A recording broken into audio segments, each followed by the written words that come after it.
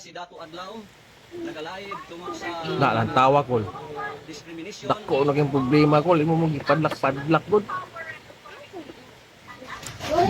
Tungod sa mga discrimination nga ang pulis nagdakop sa among kauban nga diin wala kini insakto nga legality, walay warrant of arrest, no? So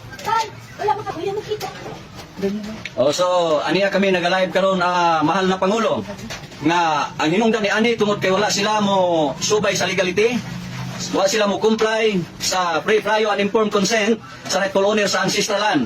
Mao ni nga hitabo ang mga pamadlak nga karon nga ilaming gisirkuluhan dire ang mga pulis nga wala sila rights, no? Wala sila rights, illegal intervention sila kay assisting ra in branches of civil government. Nga among gi-implement ang balaod since time immemorial.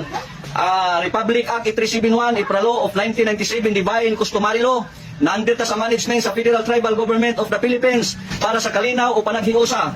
Bosa, nanawagan ako sa mahal na Pangulo nga hinaot unta nga makaabot kini kanimo nining tagnaa nga wala na kami makalihok diri tungod kay ilang gibantayan ang among mga kauban diri nga mga diplomat nga ilang pandakpon kung makagawas, no? So ang among kauban nga nagpalit lang og tubig, didakop nga walay legal, walay warrant of arrest, no? So hinaot unta nga mahal na Pangulo imo kining maaksyonan aron nga dili mo kaila pang kagubot sa Surigao del Norte, no? Kay dili na maayo kining ilang gibuhat, wala na mainsakto, dili na insaktong ilang proseso o tungod kay nang-react sila sa maong panghitabo nga wala nila masabti kini tungod kay ang atong batas karon nga ngayon pagasundon is Divine Customary Law nga ngayon ma-practice sa uban nga kani atong gi-implement nga para kini kanatong tanan nga maalis kita sa tunglo, no? Maalis kita sa tunglo at ganun pa man sa sumpa.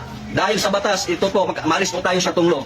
Kaya sana po na makarating po ito sa mahal na nating presidente, no, na kailangan in 72 hours si Dato Adlaw nag-order po na makalabas ang kasamaan namin na hinuli po nila ng walang proseso. Hindi legal ang proseso po nila.